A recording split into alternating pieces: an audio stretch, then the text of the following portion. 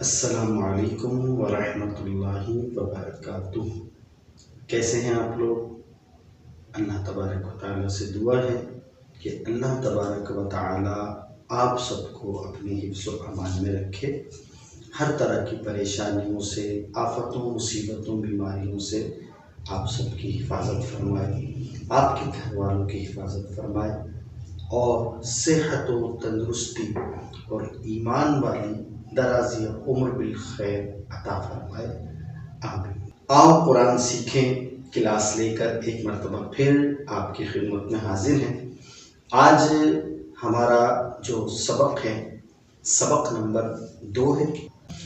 پچھلی کلاس میں ہم نے پڑھا تھا حروف مفردات کو پڑھنے کی 3 قسمیں ہیں۔ آج ہم یہ سیکھیں گے کہ حروف مفردات میں کتنے حروف ایسے ہیں جن کی آوازیں ایک دوسرے سے ملتی جلتی ہیں، مگر ہرگز وہ ایک طرح سے نہیں پڑھے جاتے۔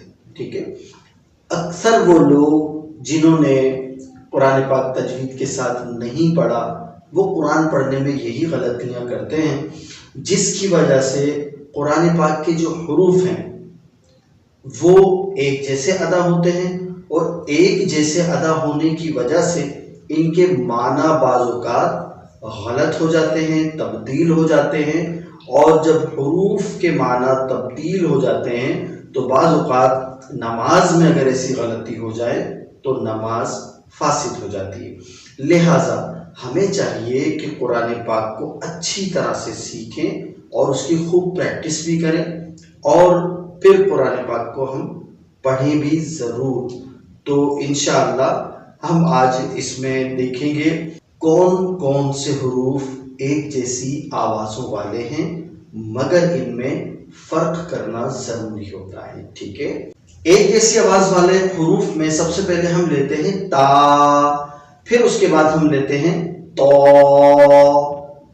تا باریک پڑھا جا رہا ہے اور تو یہ موٹا پڑھا جا رہا ہے۔ ٹھیک ہے، جتنے بھی ریڈ کلر میں حروف ہیں وہ موٹے پڑھے جانے والے ہیں، ہم نے پچھلے سبق میں پڑھا تھا، اس کو ذہن میں رکھیے گا۔ ٹھیک ہے، اچھا، اس کے بعد ہم لیں گے سا۔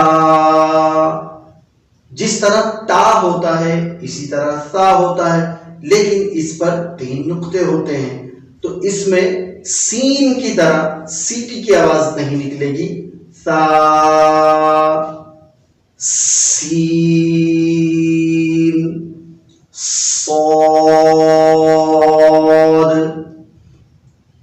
سا بالکل نرمی سے ادا کیا جائے گا، سین میں سیٹی کی آواز آئے گی، اور صاد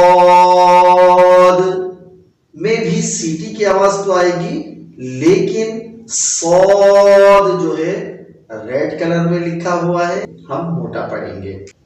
اب ہم لیتے ہیں زال، زا، ظا۔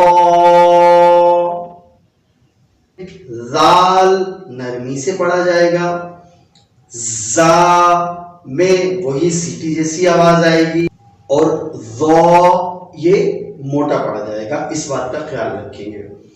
اس کے بعد جو حروف ہیں ان میں ہے دال، ضاد، دال باریک پڑھا جائے گا، ضاد یہ موٹا پڑھا جائے گا۔ اسی طرح سے پھر حرف ہے قاف، اس پر 2 نقطے ہوتے ہیں، یہ موٹا پڑھا جائے گا۔ اس کے بعد کاف، دونوں کی آوازوں میں فرق کرنا ضروری ہے، ورنہ اگر دونوں کو کاف کے مخرج سے پڑھیں گے تو اس کے معنی چینج ہو جائیں گے، معنی چینج ہوں گے تو ظاہر سی بات ہے کہ قرآن پاک پڑھنے کا ثواب نہیں بلکہ پھر ہمیں الٹا گناہ ملے گا۔ اللہ تعالیٰ ہم سب کو صحیح قرآن پڑھنے کی توفیق عطا فرمائے۔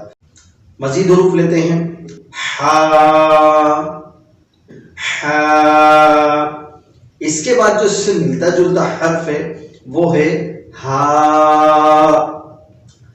ہا جو ہے गोल दायरे में भी होता है और दो चश्मे की तरह भी बना होता है। लिहाजा जब हा पढ़ेंगे तो हा की आवाज आएगी और जब हा पढ़ेंगे तो नरमी से हम इसको अदा करेंगे।